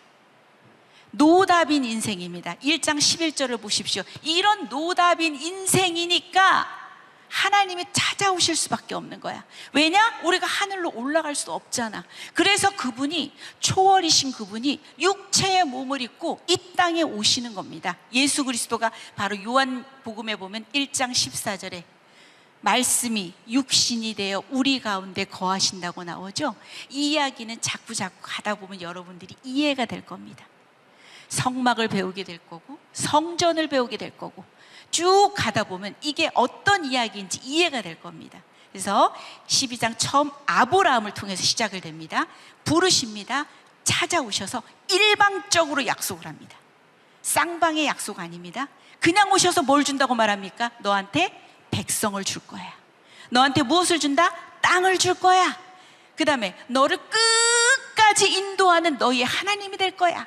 이건 뭐냐면 하나님 나라를 세우시겠다는 겁니다. 1절, 2절, 3절 같이 읽어보겠습니다. 시작. 여호와께서 아브라함에게 이르시되 너는 너의 고향과 친척과 아버지의 집을 떠나 내가 내게 보여줄 땅으로 가라. 1번에 어디로 가라? 땅으로 가라. 2번 읽겠습니다. 시작. 2절. 내가 너로 큰 민족을 이루고 내게 복을 주어 내 이름을 창대하게 하리니 너는 복이 될지라. 2절에 보니까 무엇을 이루게 하겠다? 큰 민족을 이루게 하겠다. 복이라는 개념은 하나님의 통치입니다. 그분의 주권과도 관계되는 겁니다. 그죠? 3절 읽겠습니다. 시작. 너를 축복하는 자에게는 내가 복을 내리고 너를 저주하는 자에게는 내가 저주하리니 땅의 모든 족속이 너로 말미암아 복을 얻을 것이라. 땅의 모든 족속이, 이스라엘뿐만이 아니라 전 세계에 하나님께 등을 돌린 모든 백성들까지도 너로 말미암아 복을 얻을 것이다 라는 일방적인 하나님 나라의 모델 국가 이스라엘을 세워서 제사장 나라의 역할들을 감당을 할 것이며 등 돌린 그 사람들을 나에게로 돌아오게 하는 그 역할들을 할 것이다. 하나님 나라를 회복하겠다. 이래서 아브라함에 찾아오셔가지고 아브라함에게 이런 일방적인 약속을 해주시는 겁니다. 여러분도 동일합니다. 아까도 말했죠. 노답인 내 인생인데 하나님께서 찾아오셔서 너는 내 자녀야. 내가 너를 만들어 갈 거야. 너를 끝까지 에덴의 회복에 이르게 할 거야 하면서 계속 약속되는 말씀들이, 우리가 스토리를 알게 되면 거기에 우리가 메시지를 찾을 수 있습니다. 자, 넘어갑니다. 여기 우루 보여요? 자, 우루에서 저쪽에 세겜 보여요? 가나안 빨간 글씨 보이죠? 저기까지 가야 되거든요. 대충 제가 찾아보니까 거리가 한 1800km 정도 된다고 하는데, 걸어도 한 몇 개월 걸리는데 일단은 하란에서 멈춥니다. 그래서 아마 시간은 더 걸렸을 겁니다. 우루라는 땅에서 보면 성경 속에서 아브라함 집은 우상 장사를 한다고 표현이 나왔습니다. 그곳에서 하나님 나라를 만들 수 없으니까 하나님께서 끄집어내십니다. 올라가게 하십니다. 근데 하란에서 잠시 멈춰서 살게 됩니다. 아버지 데라가 죽고 다시 하란에서 떠나서 세겜 땅으로 내려옵니다. 창세기 12장에 보면 세겜 땅에 와서 아브라함이 처음으로 하나님께 제사를 드리고 예배 드렸다라는 얘기가 나옵니다. 저렇게 모양을 떠나는 아브라함에 대한 이야기입니다. 자, 믿음은요, 보이지 않는 진실을 보는 눈입니다. 맞죠? 여러분들, 믿음은요, 보이지 않는 진실을 보는 눈입니다. 우리는 보이는 세계가 다라고 생각하지만 보이지 않는 진실을 보는 눈이 믿음입니다. 자, 우리 아브라함에 대한 이야기를 하겠지만 처음 시작이 좋았어요. 하나님이 내가 보여줄 땅으로 떠나라 그러니까 떠납니다. 가서 세겜 땅에 가서 하나님께 예배를 드리고 제단을 쌓고 합니다. 그런데 아브라함이 그냥 아브라함으로 만들어지지 않습니다. 이야기를 넘어가 보겠습니다. 여호와께서 아브라함과 언약을 세우시는 이야기가 15장에 나옵니다. 전체를 다 할 수 없기에 제가 중요한 장면들만 뽑았습니다. 자, 1절 한번 보십시오. 아브라함아, 두려워하지 말라. 나는 내 방패요 너의 지극히 큰 상급이니라. 이 배경이 뭐냐면 창세기 14장에 조카 롯이 소돔과 고모라 땅으로 내려가잖아요. 그죠? 거기서 잡혀갑니다. 민족들의 전쟁이 있으면 그 부족들의 전쟁 가운데서 롯이 포로로 잡혀갑니다. 아브라함이 집에서 기른 318명의 사병을 데리고 가서 롯을 구해옵니다. 자, 아브라함이, 그들이 아브라함에게 복수를 한다고 하면 아브라함은 지금 어떤 처지입니까? 상당히 두렵습니다. 도와줄 사람도 없습니다. 318명을 길러야만 자신을 보호할 수 있는 땅입니다. 그 배경이에요. 그런데 하나님 말씀하시면 두려워하지 마. 나는 네 방패다. 지극히 큰 상급이다. 난 네 편이야. 그러니 아브라함이 그 중간에는 말씀이 없지만 뭐라고 말하냐면, 하나님, 나 자식이 없어요. 나 자식이, 분명히 12장에서 민족을 이루게 하겠다고 했어요. 그죠? 나 자식이 없어요. 우리 집에서 길르는 다메섹 사람 엘리에셀밖에 없다고요. 그랬더니 하나님께서 4절에 말씀하십니다. 아니다. 그 사람은 네 상속자가 아니야. 네 몸에서 날 자가 네 상속자가 될 거야 라고 얘기를 하시고 하나님이 아브라함을 데리고 나가십니다. 자, 그래서 시청과 교육을 시키십니다. 자, 그래서 시청과 교육. 자, 아브라함아, 자, 봐봐봐. 저기 모든 별들 있잖아. 저 무별들 있잖아. 저것처럼 너희 후손들이 될 거야. 그러니까 아브라함이 바로 안 믿기겠죠. 쫓아갑니다. 하나님, 정말 이 많은 별들이 저희 후손이 되는 게 맞습니까? 맞다. 맞아. 정말요? 하나님, 진짜로 이 모든 많은 별들이 저희의 후손이 되는 게 맞습니까? 맞다고, 맞는데도 이러면서 시청과 교육을 통해서 후손을 약속을 하십니다.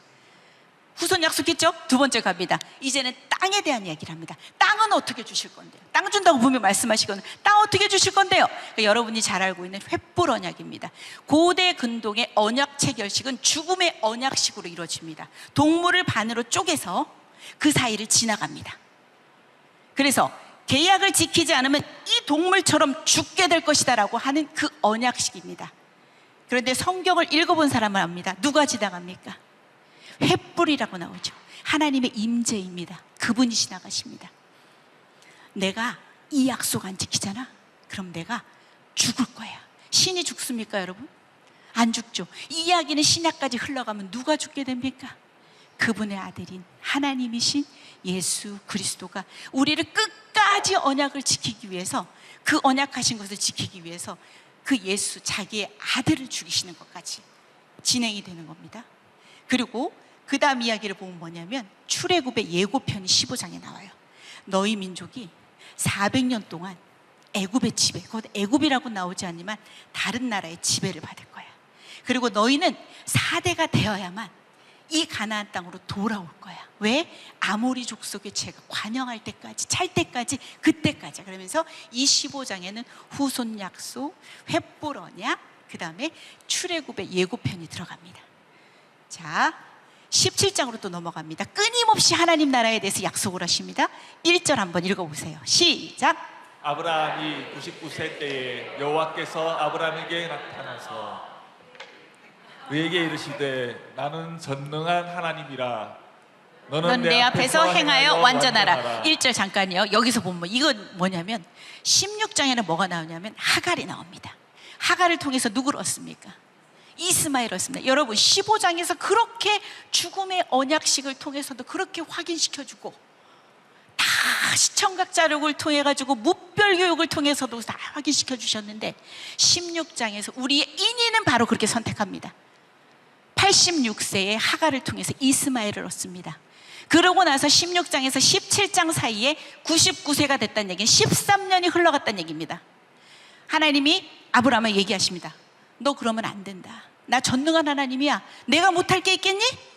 너 내 앞에서 완전해야지 라고 얘기하는 겁니다.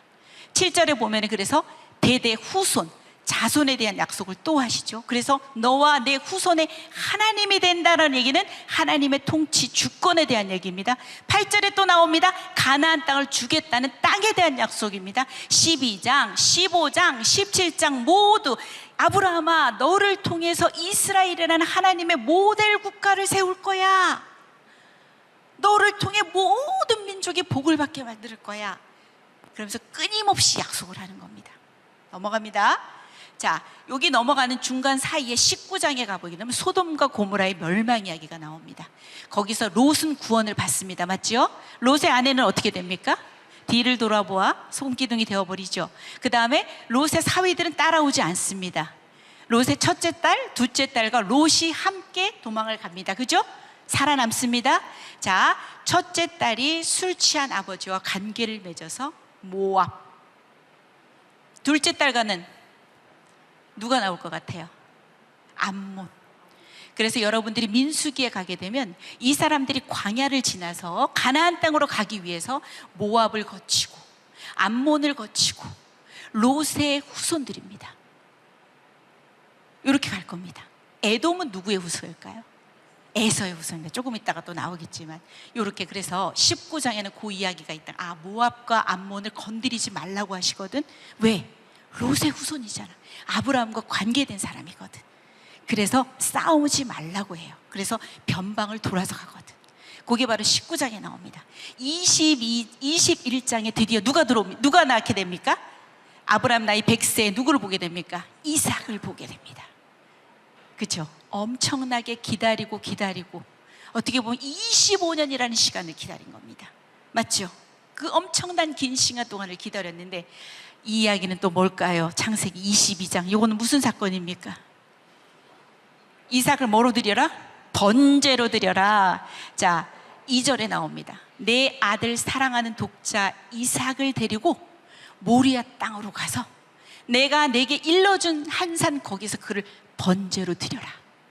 아브라함은 고민을 했겠죠, 밤에는. 그죠? 그렇지만 일어나자마자 아침에 일찍이 일어나서 나귀의 안장을 지우고 두 종 그리고 이삭을 데리고 번제에 쓸 나무를 쪼개가지고 떠나 하나님이 자기에게 알려주신 곳으로 갑니다. 자, 사건을 상황극을 한번 만들어 보겠습니다.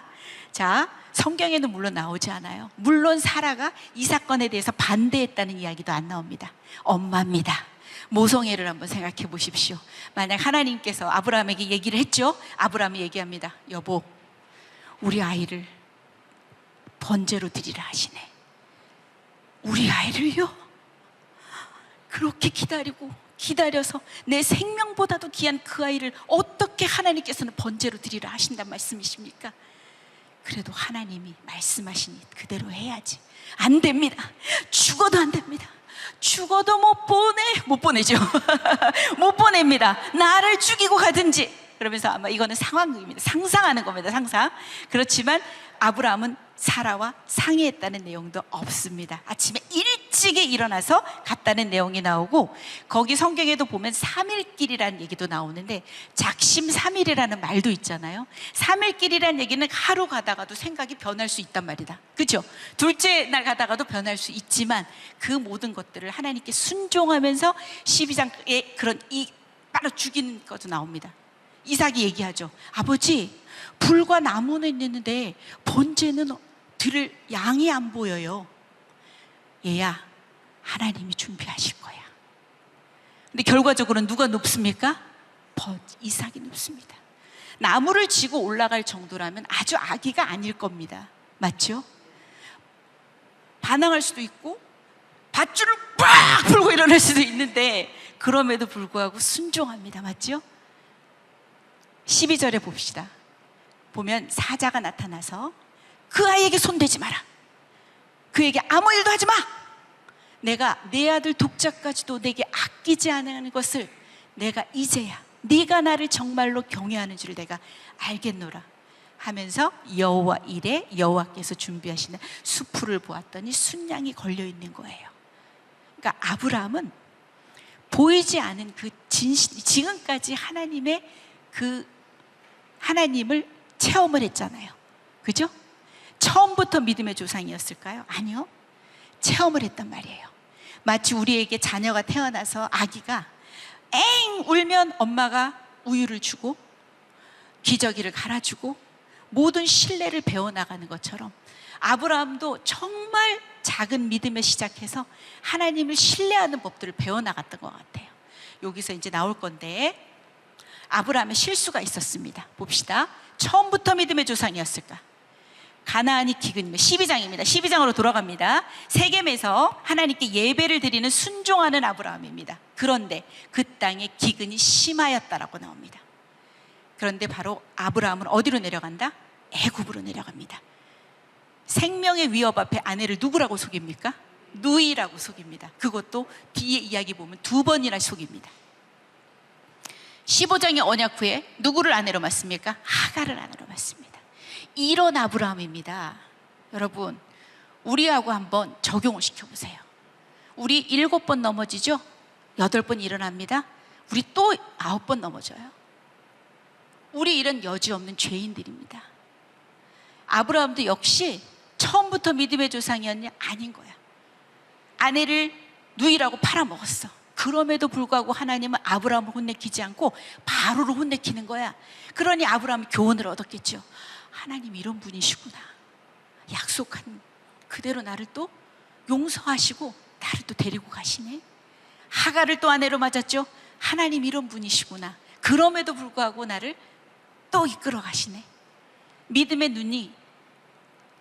눈금들이 자꾸 자라나는 겁니다. 모든 실수에도 불구하고 또 하나님께서 교훈하시면서 데리고 가시고 엉덩이 두들기시면서 또 데리고 가시고 우리하고 똑같습니다. 오늘 실수했어요? 괜찮다. 내가 약속했지? 너 끝까지 데리고 간다. 그럼에도 불구하고 하나님의 열심으로 아브라함을 믿음의 조상으로 만들어 가시는 하나님의 이야기입니다.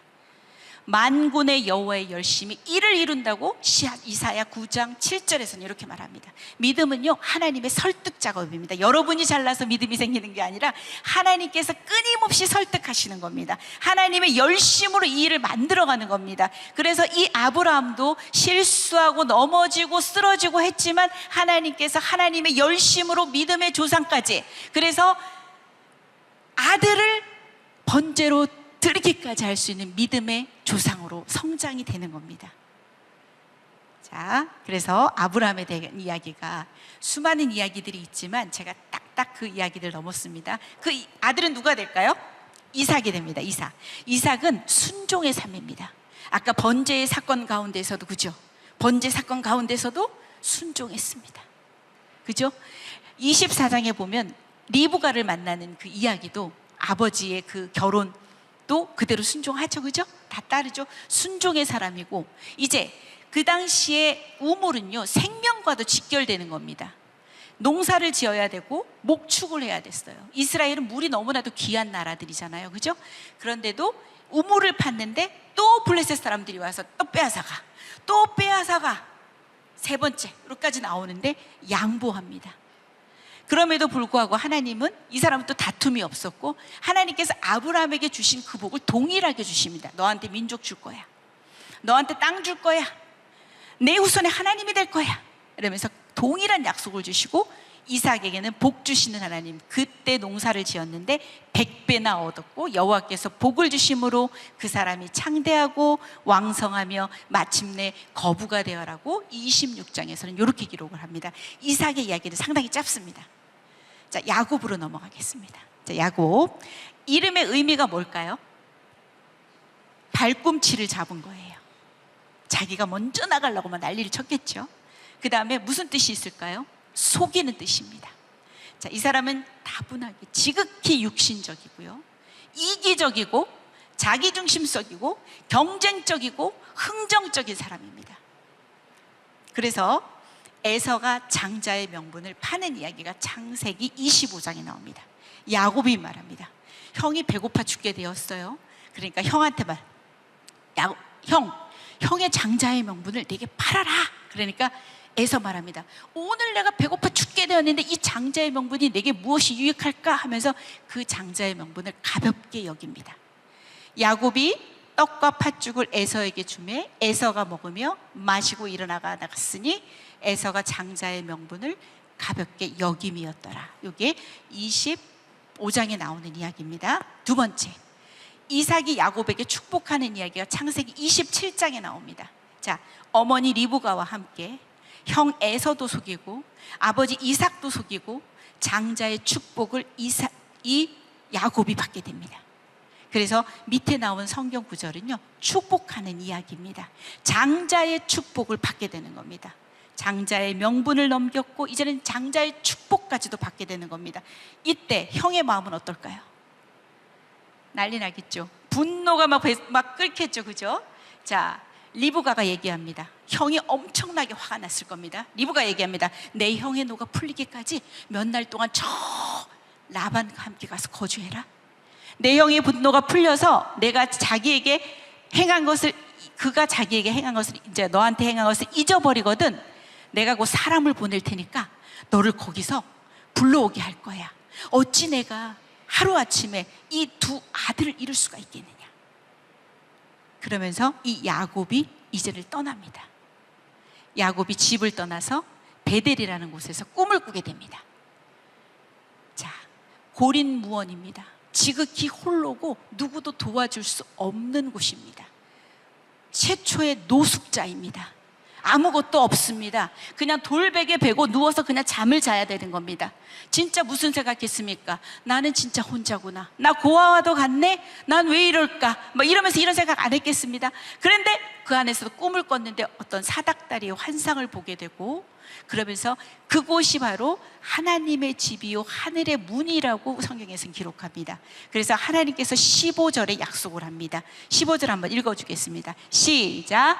내가 너와 함께 있어 내가 어디로 가든지 너를 지키며 너를 이끌어 이 땅으로 돌아오게 할지라. 내가 내게 허락한 것을 다 이루기까지 너를 떠나지 아니하리라 하신지라. 16절이요. 야곱이 잠이 깨어 이르되 여호와께서 과연 여기 계시거늘 내가 알지 못하였도다. 내가 혼자인 줄 알았는데 아니구나. 하나님께서 너에게 허락한 것을 다 이루기까지 나를 떠나지 아니하신다고 하시네.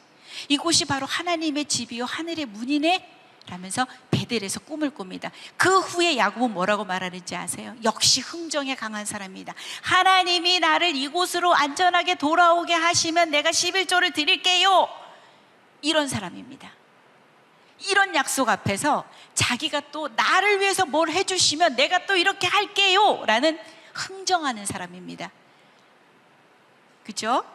여러분 그 통큰 책에도 아마 그 믿음의 종류에 대해서 나올 거예요. as if가 나오고 뭐 even if가 나오고, 야곱이 뭐 해주면 하면 if의 신앙도 나온다고 하는데요. 야곱은 아직도 지극히 경쟁적이고 자기중심적이고 이기적인 사람입니다.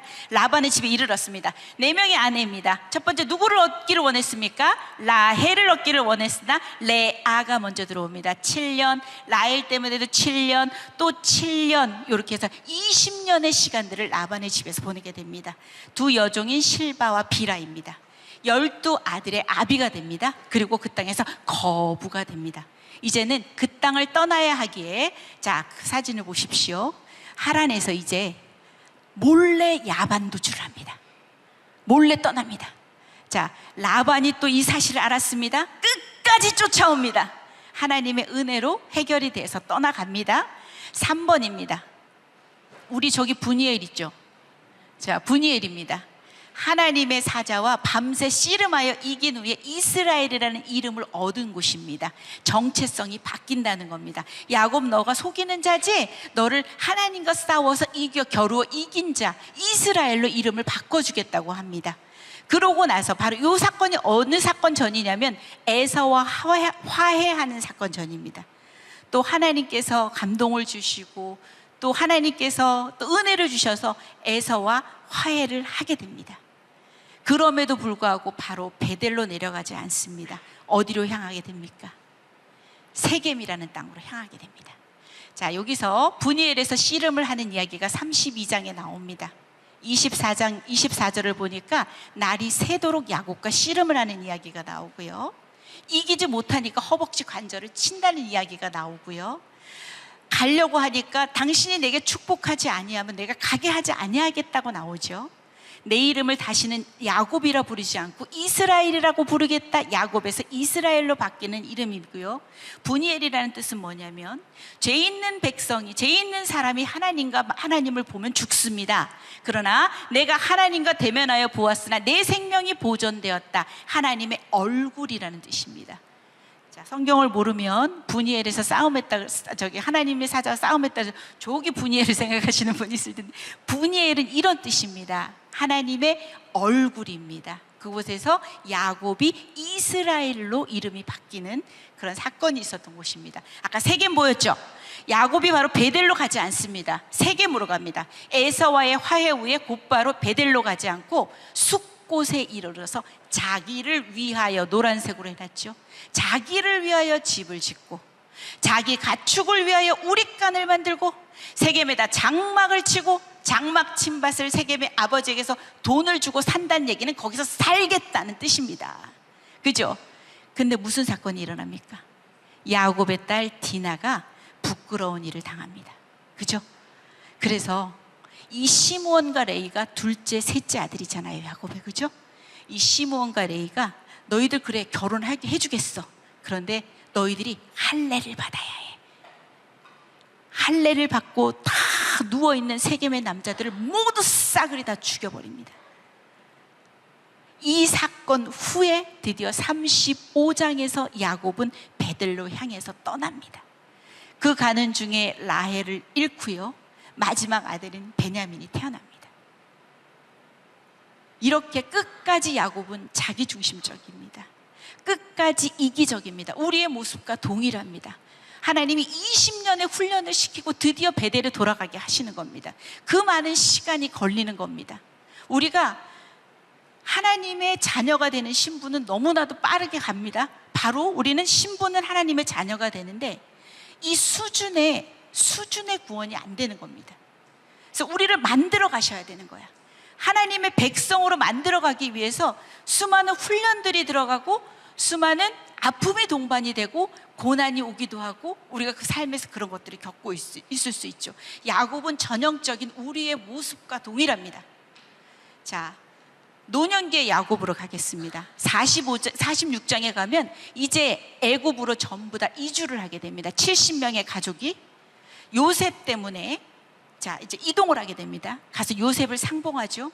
내가 죽은 줄만 알았던 그 아이가 살아있단 말입니다. 지금 내가 죽어도 족하다. 자, 바로왕 앞에서 얘기를 합니다. 바로가 묻습니다. 네 나이가 몇이냐라고 물으니까 야곱이 뭐라고 말해요? 내 나이가 130인데 아주 험악한 세월을 살았습니다.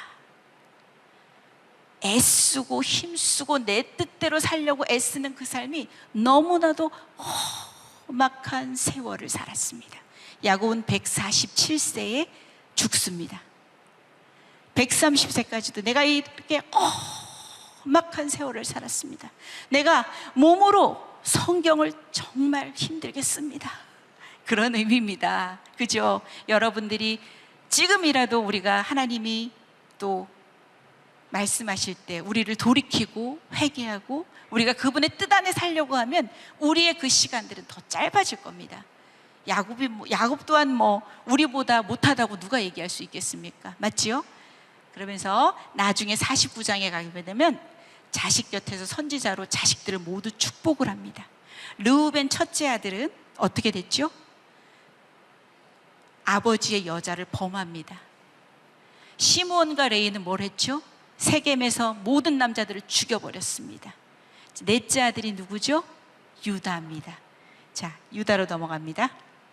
자, 38장에 갑자기 37장에 요셉 이야기가 나와요. 그 뒤로는 다 요셉 이야기예요. 근데 38장에 딱 유다 이야기가 들어갑니다.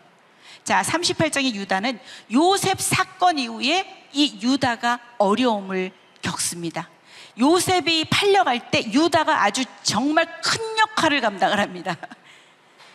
그리고 이제 가나안 땅 수아라는 사람의 딸과 이제 떠나서 결혼을 한다는 얘기가 나오고 엘과 오난과 셀라라는 세 아들을 낳습니다. 그런데 그 아내가 죽습니다. 그리고 그 두 명의 아들 또한 죽습니다. 동일하게 어떻게 보면 아버지 야곱의 아픔을 체휼할 수 있습니다. 야곱이 사랑하는 누가 죽었습니까? 라헬이 죽었습니다. 또 사랑하는 아들 요셉이 어떻게 됐습니까? 죽은 줄만 알고 있습니다. 그 아버지의 야곱의 아픔을 채우라는 유다입니다. 그러면서 아마 돌아가서 용서를 구하고 아마 화해가 되고 변하지 않았을까 생각이 됩니다. 그래서 쌍둥이 베레스, 누구하고 관계를 맺게 됩니까? 유다는 그 며느리 다말과, 그래서 누구를 얻냐면 베레스를 통해서 다윗과 예수님의 그런 계보를 잇습니다. 마태복음 1장에 가게 되면 다말의 이야기가 나옵니다. 하나님의 긍휼과 제사함의 은혜로 장자의 축복과 예수님의 족보까지도 오르게 됐습니다. 며느리와 시아버지의 관계라뇨, 뭐 이런 도구 족보가 다 있어, 뭐 이럴 수도 있죠. 그죠? 그렇지만 창세기는 착한 사람을 찾아내고 도덕적인 사람을 찾아내는 이야기가 아니고, 아까 우리 처음에 뭐라 그랬어요? 창조와 역사와 구원의 과정에 역사하신 하나님의 뭐다? 주권입니다. 하나님이 에서가 아닌 누구를 선택합니까? 야곱을 선택합니다. 인간 내 인물에 대해서도 하나님의 주권이 들어가는 겁니다. 앞에 원역사의 네 가지 사건에서도 하나님의 절대적인 주권이 들어가는 겁니다. 자, 그리고 그는 나보다 옳도다. 요거는 바로 유다가 다말을 향해 한 말입니다. 내가 그를 내 아들 셀라에게 주지 아니하였음이로다. 요 이야기는 여러분들이 읽으시면서 보면 될 것 같아요. 그 다말이 나보다 진짜 옳다. 왜냐하면 족보가 흘러가게 되잖아요. 그죠? 하나님의 구속사가 흘러가게 되는 겁니다. 이러고 나서 37장으로 다시 돌아가면 요셉의 이야기입니다. 요셉의 이야기는 여러분들이 너무 잘 알고 있을 겁니다. 자, 요셉은 특별히 사랑을 받습니다. 그래서 무슨 옷을 입힙니까? 채색 옷을 입힙니다. 자, 형들의 시기를 받습니다. 자, 무엇 때문에 또 시기를 받을까요? 꿈을 꿉니다. 곡식단의 꿈과 해달별이 전부 다 자기에게 이렇게 숙이고 이렇게 절하는 꿈을 이렇게 꾸게 되는 거죠. 정말 눈치가 없습니다. 눈치가 진짜 없습니다. 자기가 미움을 받고 있는조차도 모르고 그냥 무조건 그냥 아주 그냥 다 얘기해버리는 그런 눈치 없는 아이입니다. 그죠? 그래서 결국은 어떻게 됩니까? 요셉이 애굽으로 팔려가게 됩니다. 그러나 성경 39장에 가게 되면 요셉이 이제 바로의 신하 친위대장 애굽 사람 누구 집에 들어가게 됩니까? 보디발 집에 들어가게 됩니다. 근데 2절 한번 크게 읽어보세요. 시작. 여호와께서 요셉과 함께 하심으로 그가 형통한 자가 되어 그의 주인 애굽 사람의 집에 있으니. 3절도요. 그의 주인이 여호와께서 그와 함께 하심을 보며 또 여호와께서 그의 범사에 형통하게 하심을 보았더라. 그의 신분은 지금 뭔데요? 노예입니다. 그럼에도 성경은 뭐라고 기록합니까? 여호와께서 함께 하심으로 누가 형통했다? 요셉이 형통하였다고 나옵니다. 자, 보디발 집에 보디발의 아내가 있겠죠. 요거 좀 힘듭니다. 그죠? 유혹이 들어옵니다. 날마다 눈짓을 합니다. 그리고 동침하자 계속 이렇게 옆에서 유혹을 합니다. 그래도 요셉은 안 넘어갑니다. 내가 어찌 이 큰 악을 행하여서 하나님께 죄를 짓겠습니까? 그런데 이 여자 끈질깁니다. 끊임없이 날마다 가서 청합니다. 때는 어느 때냐? 요셉이 일을 하러 집에 들어갔습니다. 다른 사람이 아무도 없습니다. 그래서 요셉의 보디발의 아내와 요셉만이 그곳에 있습니다. 그러니 때는 이때죠. 자, 콧소리를 넣어가면서 오빠 오늘 우리밖에 없어 막 이러면서 얘기했겠죠, 그죠? 또다시 아주 날마다 청함을 했다고 합니다. 그래서 그럼에도 불구하고 그 요셉은 그 자리를 어떻게 합니까? 뛰쳐나가는 거죠. 함께 있는 것 자체를 함께 하지 않았다고 성경에서 기록합니다. 우리가 유혹을 이길 수 있습니까? 유혹의 가장 좋은 방법은 뭡니까? 피하는 겁니다. 도망가는 겁니다. 맞죠? 나는 이길 수 있어 하면서 딱 하고 있으면 바로 넘어지는 겁니다. 그죠? 그 자리에 함께 없는 겁니다. 피하는 겁니다. 요셉은 어찌 내가 하나님 앞에서 그 큰 악을 행할 수 있겠느냐? 자, 그러면서 이 오해로 인해서 오해가 들어가죠. 그죠? 오해가 들어가요. 물론 여기서는 요셉이 뿌리쳤는데도 불구하고 이 아내는 자기가 나쁜 일을 당할 뻔했다고 자기 남편에게 얘기를 합니다. 오해를 받게 됩니다. 이 사람이 어디로 가게 될 겁니까? 요셉이 감옥으로 가게 됩니다. 자, 여기 장소는 감옥입니다. 하나님께서 노예의 신분으로 살 때 네가 좀 잘하는 걸 보니까 너를 다시 이스라엘로 가나안으로 돌려보내 줄게가 아니라 더 어디로 가게 됩니까? 감옥으로 들어가게 됩니다. 그런데 간수장에게 은혜를 입게 됩니다. 여호와께서 요셉과 함께 하심으로 그를 범사에 형통하게 했다 말하죠. 우리가 말한 복과 동일합니다. 함께 하심이 바로 복이라는 겁니다. 형통한다는 겁니다. 자, 요셉이 관원장의 꿈을 해석을 합니다. 자, 왕의 죄수를 가두는 곳입니다. 거기가 또 기가 막히게 그곳에서는 왕의 죄수를 가두는 곳이야. 이 술 맡은 관원장하고 떡 맡은 관원장이 왕의 진노를 사게 되었어. 이 자리는 아주 하찮은 자리가 아닙니다. 왕의 생명을 책임지고 왕의 안전을 책임지는 자리들입니다. 그죠? 관원장의 꿈을 해석을 합니다. 어떻게 됐을까요? 술 맡은 관원장은 포도나무에서 포도송이를 따고 즙을 짜서 바로에게 드리는 꿈을 꾸게 됩니다. 그 다음에 떡 맡은 관원장은 이 강주리에 뭔 음식이 있는데 새가 와서 먹는 그런 꿈을 꾸게 됩니다. 자, 꿈을 해석을 합니다. 술 맡은 관원장은 꿈대로 술술 잘 풀려서 전직으로 회복이 되실 겁니다. 떡 맡은 관원장은 꿈대로 떡하니 복이 날아갈 겁니다. 3일 안에 처형될 것입니다. 바로의 그 생일날 이렇게 전직 회복이 되고 이제는 처형이 되는 이야기가 나오는 겁니다. 술 맡은 관원장이 요셉에게 엄청나게 고맙겠죠. 고마운데 어떻게 합니까? 기억을 못하는 거야. 그를 잊었어. 심지어 몇 년 동안 2년 가까이 있었다 나오는 것 같습니다. 한번 보겠습니다. 만 2년 후에 이제 요셉이 바로가 이제 꿈을 꿉니다. 해석을 하면 이제 만 2년 후에 바로의 앞에 서게 되고 바로의 꿈을 해석을 합니다.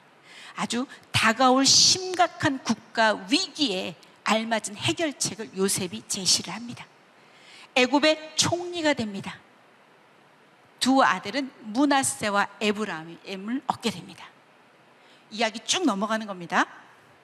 자, 요셉이 이제 형제들을 만납니다. 왜냐? 가나안 땅에 극심한 가뭄이 들어가지고 기근이 있어서, 왜냐하면 엄청나게 지금 먹고 살기가 힘들 겁니다. 그래서 45장에서 이제 그 이야기들이 그 사이에 펼쳐지는 이야기입니다. 형제들하고 왔다 갔다 하면서 요셉이 또 형제들을 또 시험을 하고 막 이런 이야기입니다. 근데 45장으로 갑니다. 당신들이 나를 이곳에 팔았다고 해서 근심하지 마세요. 한탄하지 마세요.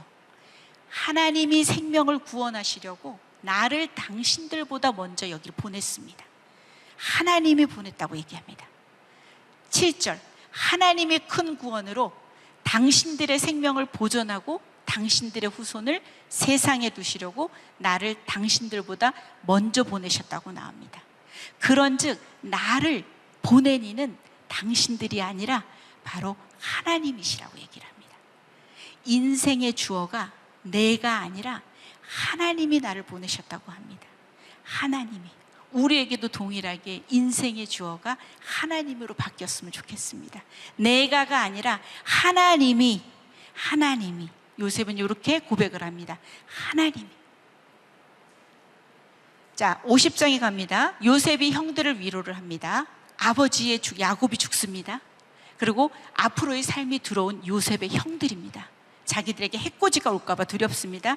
그러나 요셉은 위로를 합니다. 내가 하나님을 대신하겠습니까? 두려워하지 마십시오. 형님들, 당신들은 나를 해하려고 했으나 하나님은 그것을 선으로 바꾸셨습니다. 오늘과 같이 많은 백성의 생명을 구원하게 하셨습니다. 당신들은 두려워하지 마세요. 당신들과 당신들의 자녀들을 내가 기를 것입니다. 그러면서 간곡한 말로 위로를 합니다. 코람데오의 삶을 살았습니다. 하나님 앞에서의 삶을 사는 겁니다. 그리고 요셉이 50장에 요셉의 죽음으로 끝이 납니다. 부탁을 합니다. 내 해골을 메고 올라가라고 얘기를 합니다. 여러분들이 앞으로 나가서 배우면 여호수아 24장에 요셉의 해골을 세겜에 묻는 것이 나옵니다. 말이 성취가 되는 겁니다. 야곱 또한 본향을 그리워하면서 나를 애굽 땅에 묻지 말고 저 가나안 땅에 내 조상이 있는 곳에도 묻어달라고 얘기를 했습니다. 자, 우리가 지금 4명의 족장들의 삶을 봤습니다. 5명도 유다까지도 봤지만 첫 번째 누구의 이야기였다? 아브라함의 이야기였다. 두 번째 그의 아들 누구의 이야기? 이삭의 이야기다. 세 번째는 누구의 얘기다? 야곱의 이야기다. 그 사이에 딱 유다가 탁 나왔죠, 그죠? 우리가 나중에 가게 되면 이 유다 지파 이야기가 중요하게 나오게 될 거거든요. 우리가 분열왕국 시대로 가게 되면 북쪽에는 에브라임 쪽이고 밑에 10지파고 밑에는 남유다, 유다 지파에 대한 이야기들이 나올 거거든요. 그래서 유다 이야기가 38장에 팝업처럼 탁 등장을 하고 그 다음에 족장은 누가 된다? 요셉의 이야기입니다. 이 족장들의 삶이 뭐냐면 바로 하나님 나라를 회복하기 위한 하나님의 섭리를 이루는 삶을 얘기하는 겁니다. 하나님의 주권을 얘기를 하는 겁니다. 아까도 말했지만 착한 사람을 찾아내고 도덕적인 사람을 찾아내는 게 아니라 창세기는 하나님의 주권에 대한 이야기를 하는 겁니다. 그들을 통해서 하나님의 섭리를 이루어 가시는 것을 얘기를 합니다. 창세기 12장에서 50장은 나라의 3요소 중에서 어떤 것이겠습니까? 국민을 만드는 겁니다. 아브라함을 부르셔서 이삭, 그 다음에 야곱의 12아들 이러면서 나중에 출애굽기 1장이 되기 전까지를 거의 430년의 시간이 흐른다고 보면 민수기에 가서 1차 조사를 할 때 인구가 60만이 넘습니다. 장정이. 그렇다는 얘기는 한 가정에 4-5명만 돼도 250만이 되는 큰 민족을 이뤘다는 게 나옵니다. 그래서 12장에서 50장까지를 보게 되면 이건 뭐냐면 백성을 만드는 작업입니다. 백성 만들기 작업. 나라의 3요소가 국민, 영토, 주권이잖아요. 이렇게 국민 만들기 작업입니다. 이 창세기 12에서 50장까지는 스토리이기 때문에 여러분들이 읽기가 어렵지가 않아요. 그런데 제가 그것을 엄선하기는 진짜 힘들었어요. 그런데 뭐냐? 이 족장들의 영웅적인 삶의 이야기가 아닙니다. 영웅도 뭐 어떻게 보면 정말 실수도 많이 하고 힘든 인물들도 있고 했어요. 이건 바로 하나님의 주권에 관한 이야기다. 하나님의 주권에 관한 이야기다. 이것을 기억을 해야 되고 20회에서 50장까지는 국민을 만드는 작업을 시작하시는구나. 출애굽기 가서 나중에 가나안 땅을 향해서 가는 거, 이제 하나님 나라를 만드는 작업들을 우리가 계속해서 배우게 될 거거든요.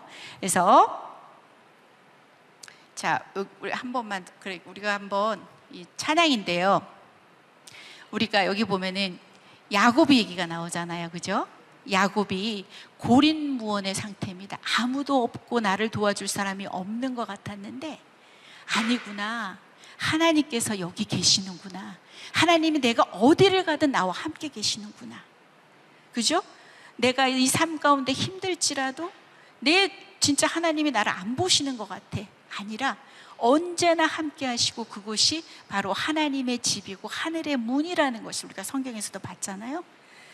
또 야곱처럼 130세에 돼서 바로 앞에서 내가 정말 험악한 세월을 살았습니다. 주님께 가는 그 길이 멀 수도 있어요. 그렇지만 하나님의 열심으로 그 일들을 이루어 가시는 겁니다. 맞죠? 그래서 우리가 내 주를 가까이 하게 하면 요거를 한번 찬양을 한번 해보도록 하겠습니다.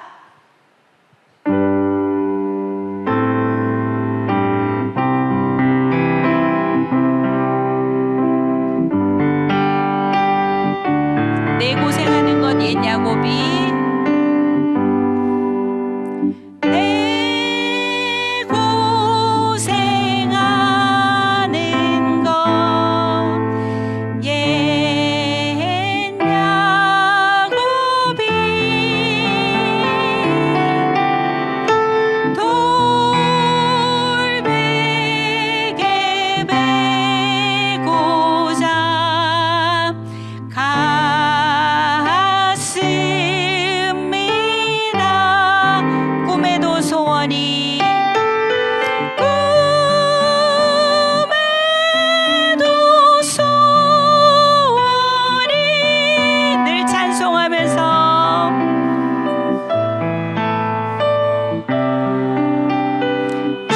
나가기 원합니다. 주께도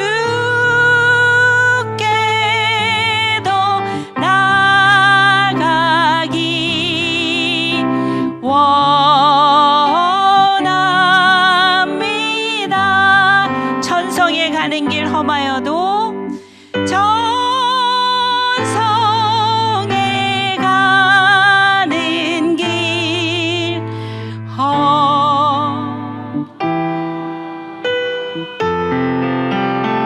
생명길 되나니 생명길 되나니 은혜입니다. 아멘. 천사 날 부르니 늘 찬송하면서 주께도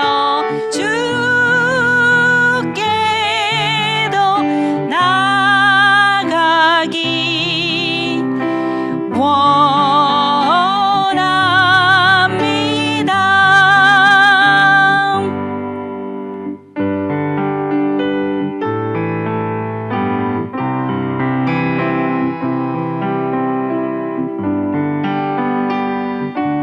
야곱이 잠 깨어 일어난 후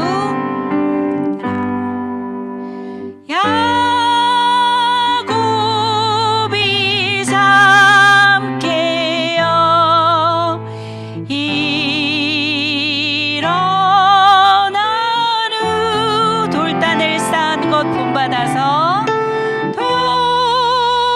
돌단을 쌓은 것 본받아서 숨질 때 되도록 우리는 늘 찬송할 것입니다.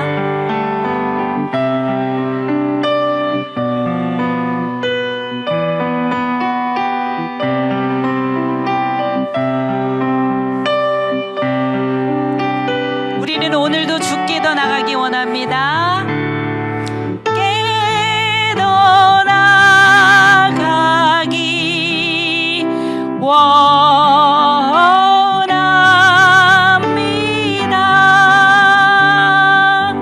아멘. 자, 아멘. 좋아요. 자, 우리 한번 그래도 제가 딱 앞에 했던 그것만 다 한번 복습을 하는 거예요. 여러분들 머릿속에 넣는 겁니다. 혹시 개요를 기억하고 계시나요? 첫 번째 뭐가 나올까요? 창조와, 그 다음 무슨 이야기였죠? 역사와. 이제 구원을 과정에 하시겠다는 거죠. 구원의 과정에 역사하시는 누구의 주권이다? 하나님의 주권이다. 창조 시대는 창세기 1에서 11장까지 무엇의 역사를 나타낸다? 원역사. 우리가 증거는 없지만은 믿음으로 영감하는 역사입니다. 자, 4가지 주요 사건이 있습니다. 첫 번째 뭐다? 창조, 타락, 홍수, 바벨탑, 창타, 홍바. 좋아요. 두 번째 넘어갑니다. 족장 시대로 넘어갑니다. 두 번째 12에서 50장까지는 누구들의 역사를 나타낸다? 족장의 역사다. 자, 4명의 주요 인물을 얘기하겠습니다. 시작. 아브라함, 이삭, 야곱, 요셉. 요렇게 기억을 하는 겁니다. 창조시대, 족장시대 오늘 공부했어요. 그죠? 1시간 반이라는 시간이 참 길기도 하죠. 근데 너무 잘하셨습니다. 자, 이제 마지막입니다. 마지막이 자, 성경 읽기 여러분들 조장님들을 통해서 아마 나갔을 겁니다. 오늘 그냥 1에서 8장까지도 넣었습니다. 왜냐? 창세기는 끊임없이 많이 보셨잖아요. 맞죠? 보다가 또 접고 보다가 또 접고 8장까지 읽는 거 쉬울 겁니다. 그래서 일정에 맞춰서 창세기를 읽을 거고요. 시편이 150편이 되는데요. 그것을 중간에 끼워 읽기가 어려워서 하루에 한 편씩을 들어갑니다. 그것을 가지고 끝날 때 여러분들이 기도문으로 같이 읽으시면 될 것 같아요. 그 다음에 다음 주는 출애굽 광야시대의 출애굽기 레위기를 들어갈 겁니다. 보시면 이렇게 여러분들한테 전해드렸습니다. 이렇게 쉬는 날이 없습니다. 수목금토일월화, 수목금토일월화. 왜냐? 우리가 4개월만 달려가면 성경 한 권 읽어냅니다. 수고 없이 어떻게 열매를 받으려고 하십니까? 맞죠? 여러분들 그런데 이거를 놓치잖아요? 그럼 못해요. 알죠? 그러니까 하루에 정해진 분량대로 최선을 다해서 읽어주십시오. 자, 5분을 넘겨서 저는 명강사가 아닙니다. 다음에는 딱 맞추거나 더 줄이도록 하겠습니다. 오늘 수업 끝내겠습니다.